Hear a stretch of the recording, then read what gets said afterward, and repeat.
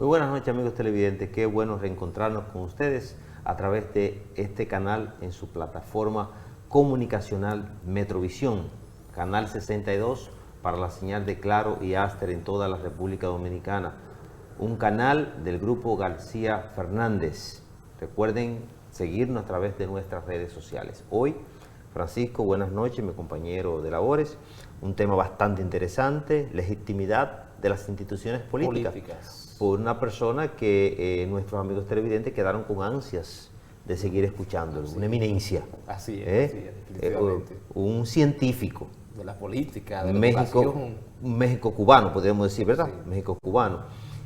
Sixto Moya, que para mí ha sido sorprendente. Yo creo que el país debe tratar de que Sixto se nacionalice dominicano para que sea México dominico cubano, correcto, ¿verdad? Y aprovechar los conocimientos que tiene el profesor Sixto. Sí. Yo lo voy a aprovechar, cada vez que yo pueda traerlo, lo traigo y sumirle, porque hay mucho conocimiento en Sixto. La verdad es que yo tengo ya 20 años prácticamente de docencia en las universidades, y cuando me encuentro con personas así me gustaría decirle, vamos para la universidad, vamos a dar una charla, una conferencia, porque esto es de verdad nosotros llevar conocimiento, ¿verdad? Claridad, luz al pueblo dominicano. Además, debo decir del doctor Sixto Moya, que fue parte del grupo ideológico del primer congreso del Partido Comunista de Cuba en el año 1975.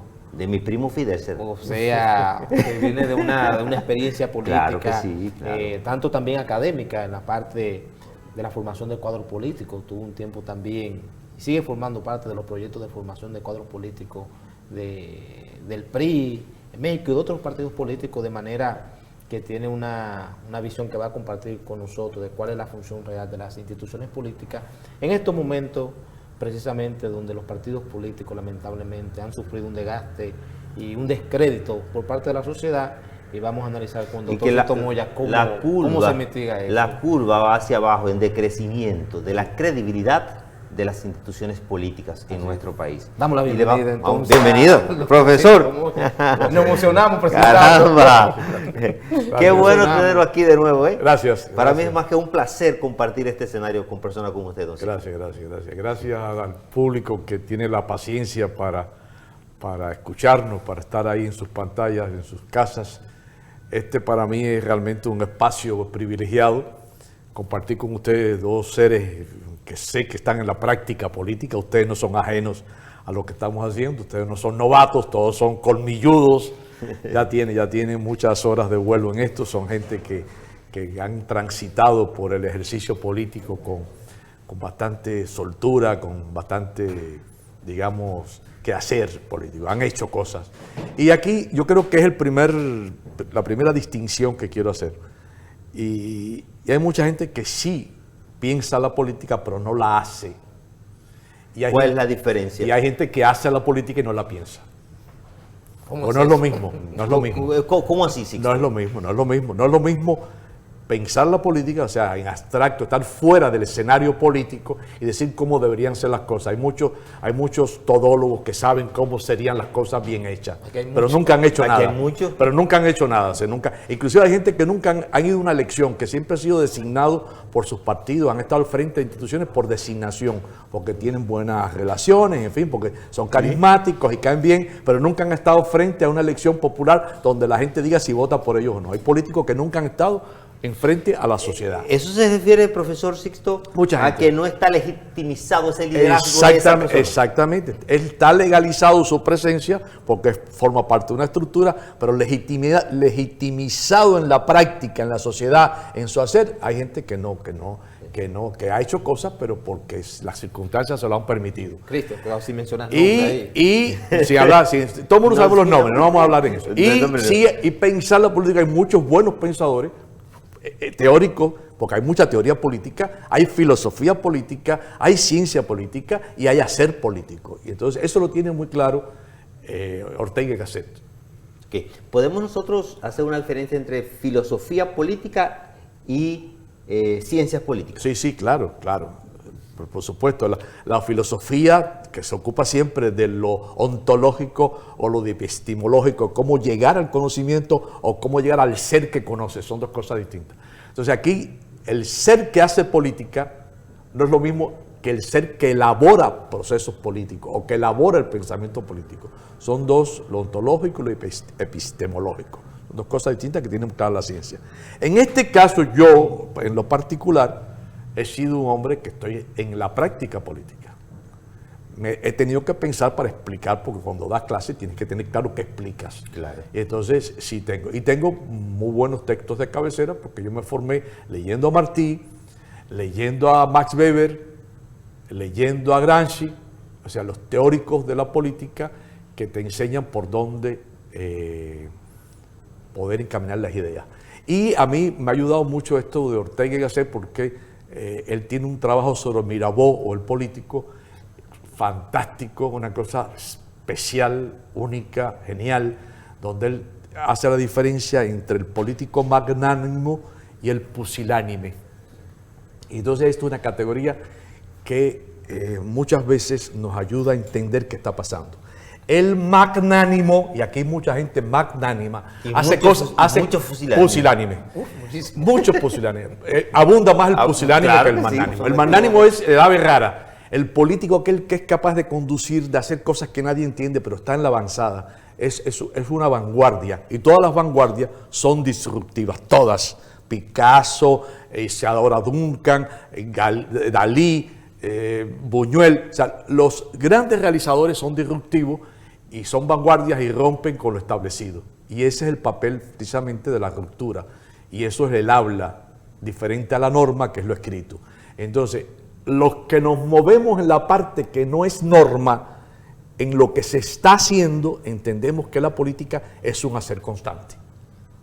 Y la norma, pues trata, que son los estatutos de los partidos, para regular por dónde va a conducirse el resto de los militantes, el resto de la acción, que no tiene que pensar porque están las cosas normadas. Su análisis, doctor, me hace pensar en el libro de Bernard Rick, en defensa de la política, es precisamente creo que lo que está dejando establecido. Hablando de ruptura y de descomposición, cómo las cosas se van desconstruyendo el escenario, ¿cree usted que los partidos tradicionales se han descompuesto frente a la sociedad? No. La sociedad que está en un proceso que Bauman dice que es líquido, un proceso inestable, donde todo es mutable muy rápido, donde los tiempos ya no son los mismos, la sociedad produce los partidos, los partidos no producen sociedad. Los grupos políticos, inclusive se habló en algún momento una teoría del fin de la historia y el fin de los partidos y el fin de las ideologías, porque cuando la Unión Soviética cae, pues ya es un mundo unipolar y se decreta que hay una sola ideología. Eso no es cierto, es una falacia. Sí hay ideología, sí hay una ideología católica, sí hay una ideología protestante, sí hay una ideología judía, sí hay una ideología musulmana, sí hay ideologías que mueven a grupos políticos porque son estructuras que estructuran, son superestructuras que estructuran sociedad y estructuran comportamientos. Entonces, esos son los que lo produce el arte también, y lo produce la música ahora, el reggaetón, y eso está produciendo un tipo de reacción social. O sea, estas superestructuras sociales producen a organizaciones y producen movimientos sociales y producen partidos. ¿Qué se está produciendo? O sea, ¿qué se dio en general a final del siglo XX? Bueno, un ataque a esas estructuras históricas que eran los sindicatos, que eran los partidos, que eran las iglesias y que eran muy fuertes. Entonces hubo una desestructuración. Aparecen movimientos feministas, ecologistas, para salvar los animales, para salvar a los vegetales, para salvar los corales, para salvar los mares. Se empieza a disgregarse toda esa función política en pequeños movimientos que se van dando en islas y se van aislando. Entonces los feministas, las feministas prácticamente no quieren saber que ningún hombre venga a hablar de qué cosa es el feminismo. O sea, son grupos que se van cerrando. Los que trabajan con los gatos, pues se van cerrando y no quieren saber de los perros. Los que trabajan con los perros, pues, y así se va dando una segregación, un aislamiento de los grupos, y se va descomponiendo el proceso de la política. Entonces los partidos tradicionales ya no son los mismos. Sí. Doctor, una pregunta, volviendo atrás, porque me gustó bastante cuando usted dijo que en este país existen liderazgos que no están legitimizados, porque legitimizar significa ir a unas elecciones, ir a voto popular, es correcto. ¿Se podría decir usted como maestro de esta área de que un candidato que pierda, aunque pierda y fue a unas elecciones y ya el pueblo votó por él, está legitimizado? Claro, claro, está haciendo política frente a un cuestionamiento, está haciendo una propuesta y su propuesta es aceptada o no.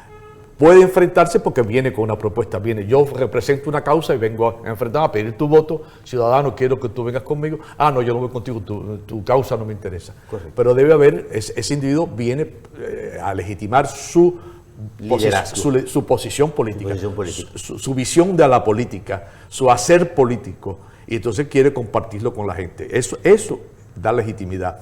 Da legitimidad en el caso de que el partido también te designa, porque el partido está autorizado para eso. Pero no esa legitimidad del político, porque el político hace política en la sociedad, no dentro, en la gente. Es lo que decía el Papa Francisco con relación a sus obispos y su relación a sus sacerdotes. Dice, los obispos tienen que oler a oveja, tienen que oler a sus fieles. Y el político tiene que oler a la gente. Que se usó una frase. Aquí hay funcionarios que nunca se han dado un baño de pueblo. Claro, nunca se han dado un baño de pueblo. Doctor, debo confesarle que usted es un provocador porque en sus análisis escuchando me pone demasiado. a formular muchas preguntas.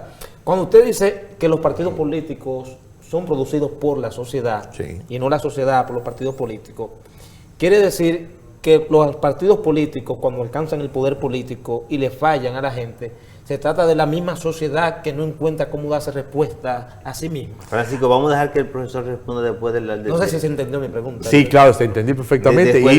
Y es tan provocadora que yo me siento deseoso de responder rápido. Pues entonces no se muevan para que ustedes escuchen la respuesta del doctor Sixto Moya a esta interesante pregunta que le ha hecho mi compañero Francisco Alcántara, que además es un politólogo excepcional en el país. Joven, así como ustedes lo ven, uno de los mejores políticos. Adelante, señor director.